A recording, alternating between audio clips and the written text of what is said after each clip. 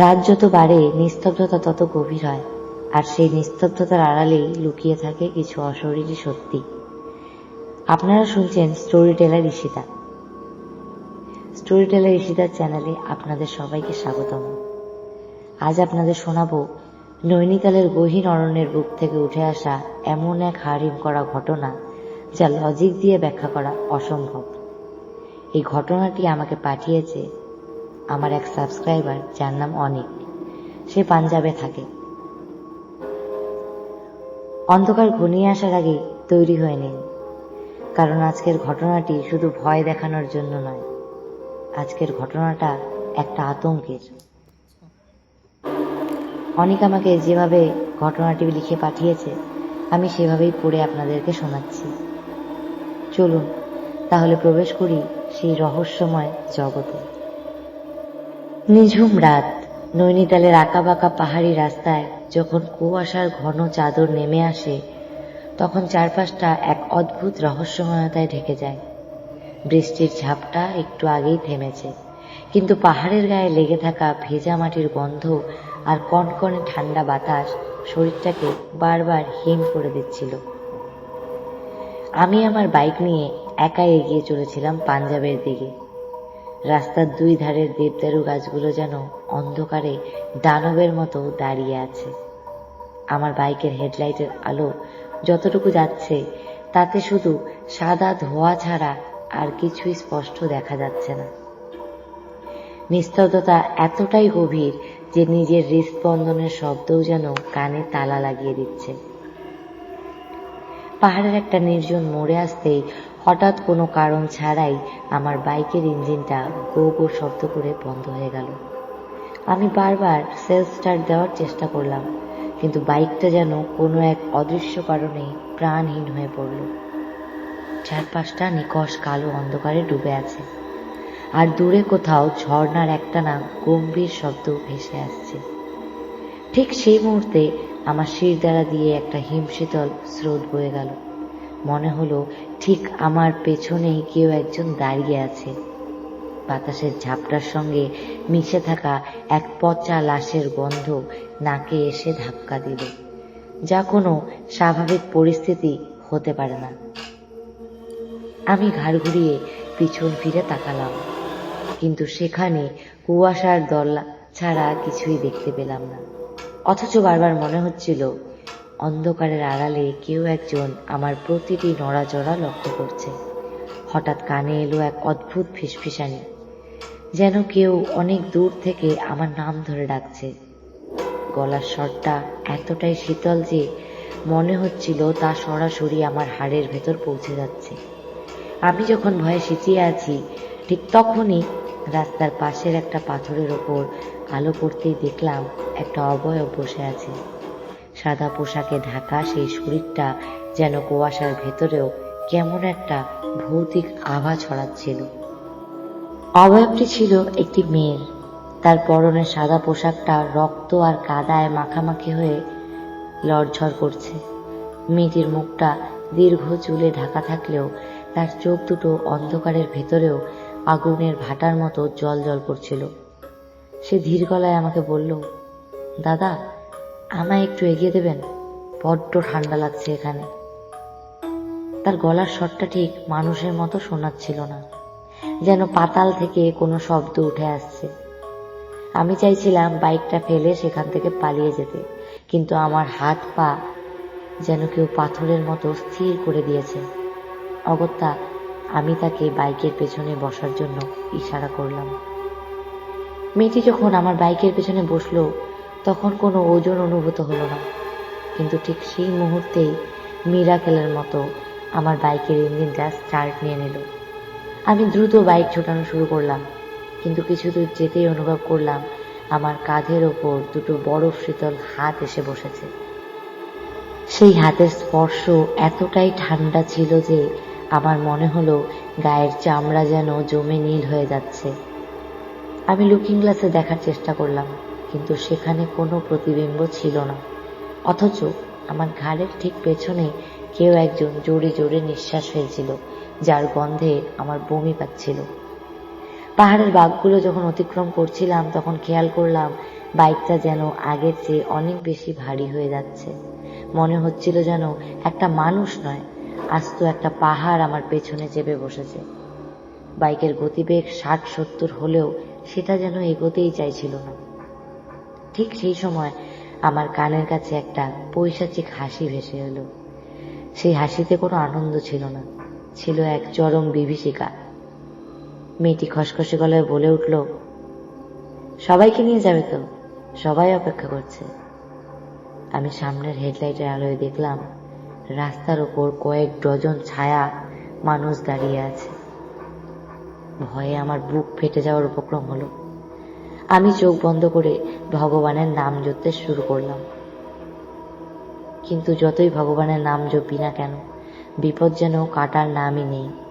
হঠাৎ অনুভব করলাম পেছন থেকে সেই শীতল হাত দুটো এবার আমার গলা চেপে ধরছে। হাতের আঙ্গুলগুলো যেন লোহার রডের মতো শক্ত আর ধারালো। নখগুলো আমার চামড়ার ভেতরে গেঁথে যাচ্ছিল। আমি শ্বাস নিতে পারছিলাম না, চোখ দুটো ঠিকরে বেরিয়ে আসতে চাইছিল। মনে হচ্ছিল আজ রাতেই হয়তো আমার জীবনের শেষ অধ্যায় এখানেই লেখা হবে। বাইকটা টাল সামলাতে না পেরে পাহাড়ি খাদের একদম কিনারায় গিয়ে পৌঁছলো। ঠিক যখন খাদের কিনারা থেকে নিচে পড়ে যাওয়ার মুহূর্ত তৈরি হয়েছে, তখনই অদ্ভুতভাবে একটা প্রচন্ড ঝড়ো হাওয়া এসে আমাকে ধাক্কা দিল। সেই ঝাপটায় আমার বাইকটা উল্টো দিকে আছড়ে পড়ল। আমি ছিটকে অনেকটা দূরে গিয়ে পড়লাম। কয়েক মিনিটের জন্য আমার কোনো জ্ঞান ছিল না। যখন চোখ খুললাম, দেখলাম চারপাশটা একদম শান্ত। সেই মেয়েটি নেই, নেই কোনো পৈশাচিক হাসি, শুধু রাস্তার ওপর ঘষ্টে যাওয়ার চিহ্ন আর আমার ভাঙা বাইকটা পড়ে আছে। কিন্তু সবচেয়ে ভয়ঙ্কর দৃশ্যটা দেখলাম আমার আয়নায়। সেখানে কাদার ওপর কয়েকটা নীলচে হাতের ছাপ স্পষ্ট হয়ে ফুটে আছে। কোনো মতে উঠে দাঁড়িয়ে আমি বাইকটা টেনে তুললাম। শরীরে প্রচন্ড ব্যথা হলেও প্রাণের ভয়ে আমি এক মুহূর্ত সেখানে দাঁড়ালাম না। কিছুটা দূরে যেতেই একটা ছোট চা ঘর দেখতে পেলাম, যেখানে একটা টিনটিনে আলো জ্বলছিল। আমি সেখানে গিয়ে থামতেই দোকানদার, এক বৃদ্ধ মানুষ, আমাকে দেখে আটকে উঠলেন। আমার গলার কালো দাগ আর শরীরের অবস্থা দেখে তিনি বুঝতে পারলেন আমি কিসের মুখোমুখি হয়েছি। তিনি আমায় এক গ্লাস জল দিয়ে বসালেন এবং বললেন, বাবা, তুমি যমরাজের মুখ থেকে ফিরে এসেছো।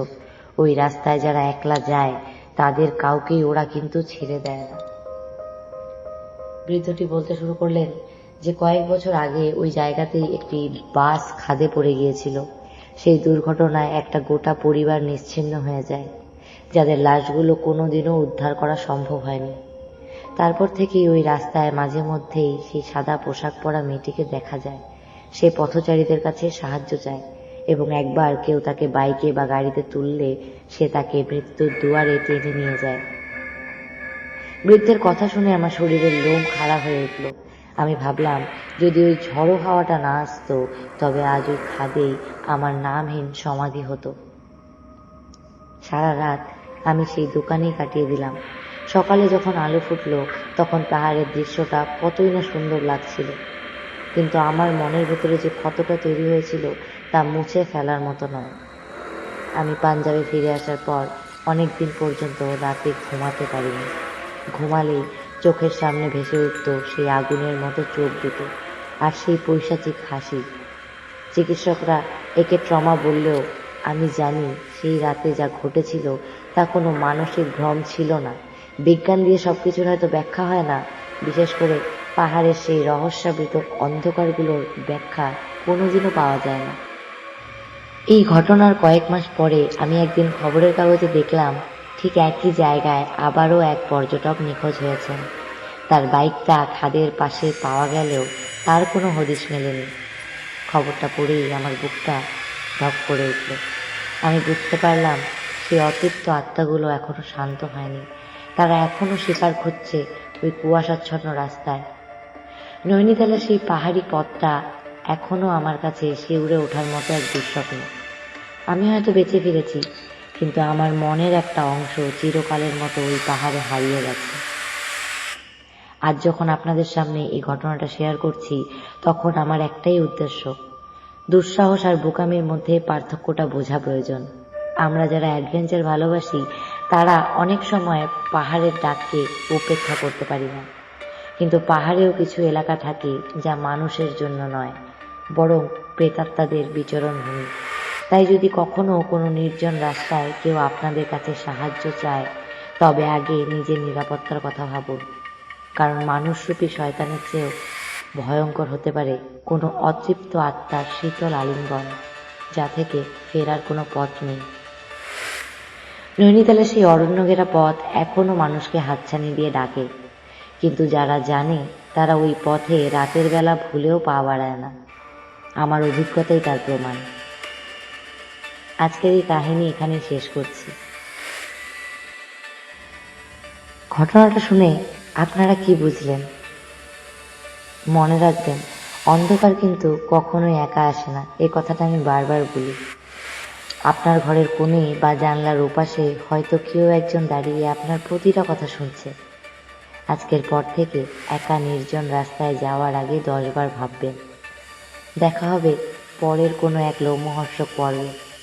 ততক্ষণ সাবধানে থাকুন, আর মনে রাখবেন, ভয় এখনো আপনার চারপাশেই আছে। ঘটনা থেকে যায় অমীমাংসিত, আর কিছু ছায়া থেকে যায় আমাদের খুব কাছাকাছি। আজকের এই ঘটনাটি আপনাদের কেমন লাগলো তা কমেন্ট বক্সে জানাতে ভুলবেন না। আপনার কাছেও কি এমন কোনো সত্যি ভৌতিক অভিজ্ঞতা আছে? তাহলে পাঠিয়ে দিন আমার ইমেল আইডিতে। আপনার গল্পই হয়তো হবে আমার পরবর্তী পর্বের বিষয়বস্তু। ভিডিওটি ভালো লাগলে লাইক করুন এবং স্টোরি টেলার ঋষিতার চ্যানেলটি সাবস্ক্রাইব করে পাশের বেল আইকনটি প্রেস করে দিন, যাতে অন্ধকারের কোনো আপডেট আপনাদের মিস না হয়। আজকের মতো বিদায় নিচ্ছি। সাবধানে থাকবেন, কারণ অন্ধকার কিন্তু এখনো কাটেনি।